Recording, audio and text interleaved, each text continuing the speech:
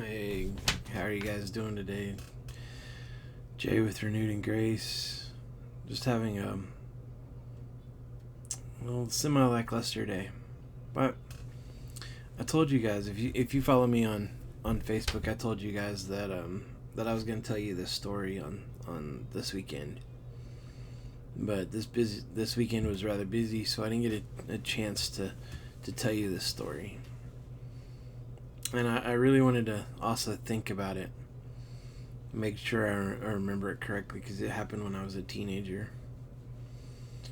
And when we talk about love and hurt, those that we love, sometimes they hurt us. And as kids, we may not always get it or understand it. We have like unconditional love for our parents sometimes. But that doesn't mean that they don't hurt us either intentionally or unintentionally sometimes. And this one has to do with my mother, and God rest her soul. She passed away 23 years ago, 24 years ago. But, and I miss her. Don't get me wrong. I miss her, and I love her, and I really hope to see her one day again in heaven when we get there.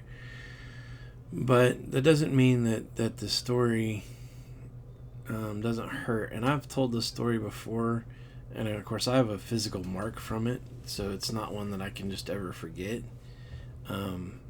Because every time I look at my leg, I was like, oh yeah, I remember that.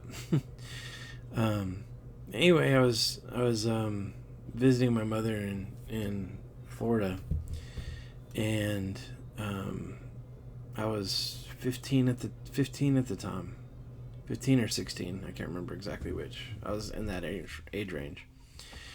And my mother was back to living with her former husband, my former stepfather, who had been in the military, and we traveled around all over the place. They were living in Tampa, Florida at the time.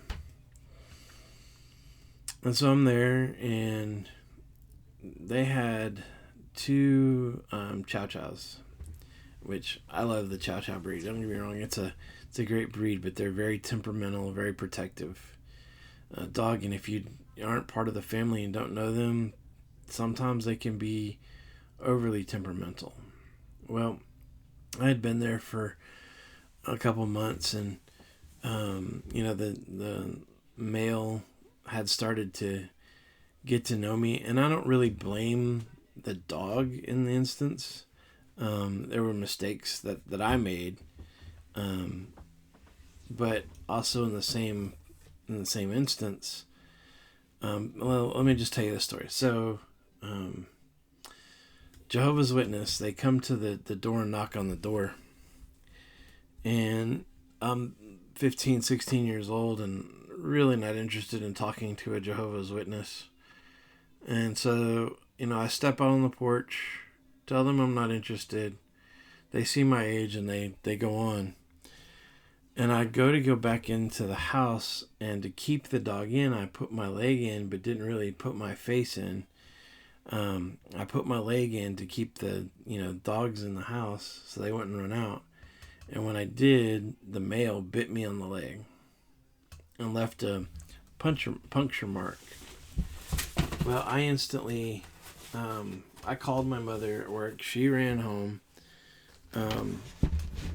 She bandaged me up and took care of me. But what's the one thing that you normally do when you get a dog bite? You would go to the doctor or the emergency room, right, to make sure that nothing gets infected, that it stays clean, and all that kind of stuff. And she wouldn't do that, and I kind of had the thought of it the other day. I was like, as I was sitting there, and I was just had this revelation of, she didn't want to take me to the emergency room or to a doctor for a dog bite, because in Florida they would have taken the dog and quarantined it, or possibly even euthanized it. And so in my mind, thinking about it, she tried to protect her boyfriend's feelings or fiance's feelings at the time more than she protected my health. And so sometimes I think about it, and I think about things like that, and just go, okay, well, past is past. I forgive it. Definitely forgiven.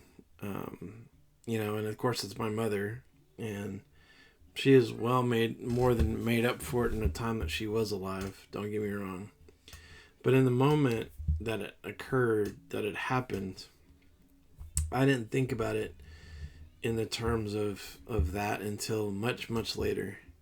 So don't get me wrong. I love my mother, and like I said, I can't wait to see her again one day. But in that moment, she chose a guy over me, and it kind of hurts sometimes. We get hurt by that, but the important thing is when something like that happens, when our families hurt us, we need to ensure that we protect ourselves from being hurt over and over again, but we still offer forgiveness.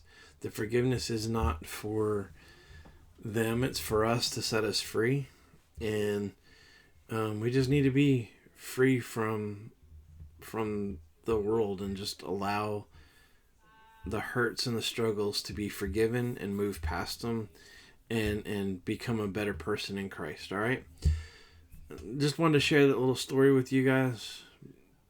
Don't take it the wrong way as like I hate my mother. No, I absolutely love my mother, and she was going through a time that she had priorities incorrect. We've all done it. We've all had our priorities incorrect at some point in time.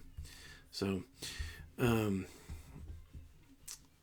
hope you guys got something out of that. If you're in a similar situation, or you are the person that's doing that, maybe you can change.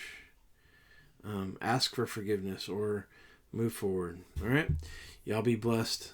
Thank you guys. See you.